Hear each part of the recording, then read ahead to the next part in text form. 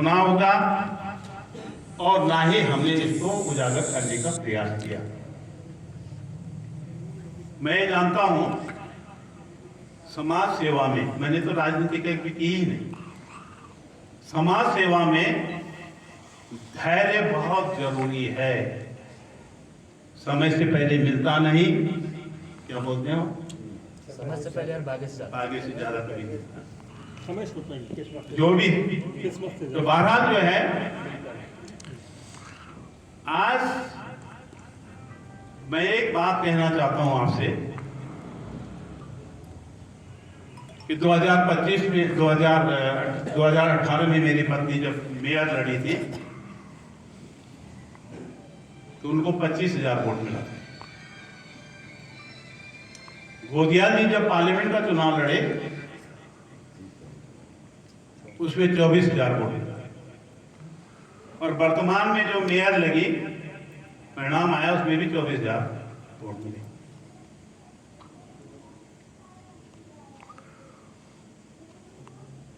क्यों मिले, इस बारे में कोई नहीं सोच रहा है। यहीं पर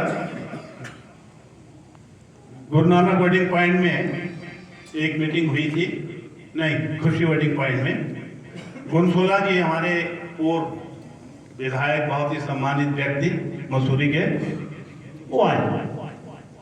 मैंने उस दिन आगाह कर दिया था कि चुनाव परिणाम तो मुझे मालूम है क्या होने वाला है, क्योंकि हमारी कांग्रेस की स्थिति जो कोटद्वार में बनी हुई है उससे देखते हुए स्पष्ट था, लेकिन इसका ठीकरा मेरे ऊपर पड़ने वाला है, ये मेरे शब्द थे। मैंने एक बात कही उसमें सुधार के लिए, मैंने कहा कुंसोला जी नाम तो हो ही जाएंगे, एक काम करके जाइए, पहले इन दोनों कांग्रेसों को जो 100 मीटर की दूरी पे एक कार्यक्रम 10 लोग कर रहे हैं, एक कार्यक्रम 15 लोग कर रहे हैं, समाज के अंदर लोगों के अंदर बड़ी अजीब स्थिति पैदा हो रही है, इनको एक कर दीजिए। मैं धन्यवाद करना चाहता हूं खंतवाल जी का, धन्यवाद करना चाहता हूं के एस चौहान जी का, इन्होंने प्रयास किया, ये आए बोला, मैंने इन्हीं को अधिकृत कर दिया, मैंने कहा आप जो कहेंगे वैसे होगा, आप बताओ कैसे हो सकता है।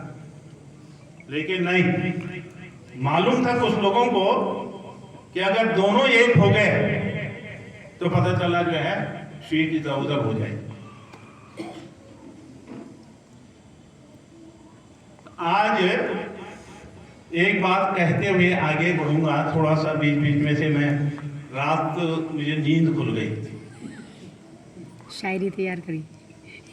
नींद इसलिए खुली कि पहली बार जिंदगी में मैं एक ऐसे मामले पर, ऐसे विषय पर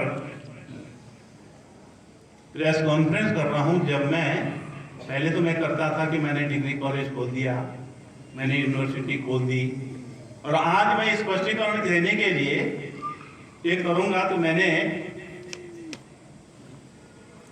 हम गलत न करते हैं न गलत सहते हैं, बुरे इसलिए हैं हम क्योंकि हम मुंह पर सच कहते हैं। ये 3 बार सच कहा गया, 3 स्तर पर, पहले प्रत्याशी स्तर पर, दूसरा बुजुर्गों के सम्मुख उस स्तर पर, आज पब्लिक के सामने कह रहा हूं। और मैं आपसे फिर कहना चाहता हूं, मैं आज फिर दोहराना चाहता हूं कि लक्ष्मण रेखा जो खींची गई थी,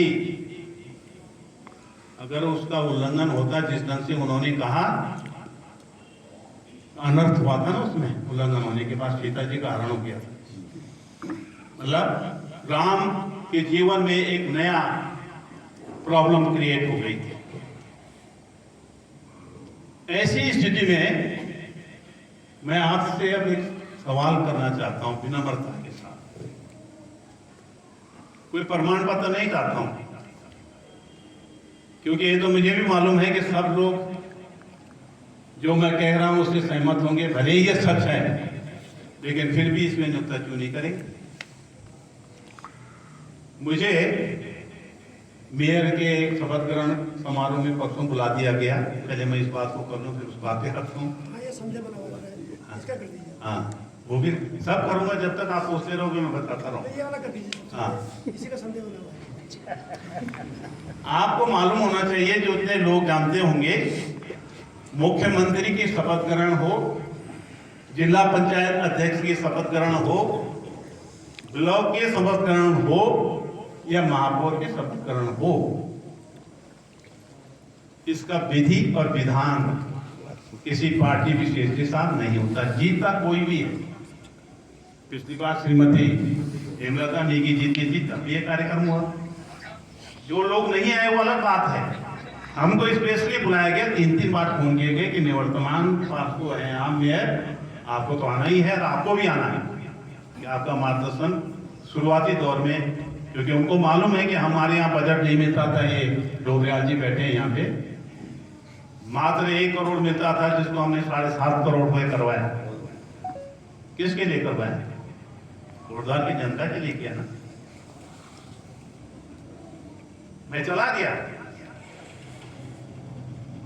एक बात बताइए, किसी को आप बधाई देंगे तो रोते हुए देंगे या हंसते हुए देंगे? बताओ ना। हंसते हुए देखो, बधाई दो। मंच में कोई आदमी हमारे पास आ रहा है, क्योंकि इत्तेफाक से सीट बगल बगल थी, तो हमने बधाई दे दी। और बधाई इस बात की दी कि आज के बाद आपकी जिम्मेदारी है कोटद्वार को संवारना, नंबर 1, लोगों की समस्याओं को दूर करना, लोगों को साथ देकर चलना, जिस ढंग से पहले कार्यकाल में हुआ। और शासन में आपकी सरकार बैठी है, उससे जो है बजट लाना।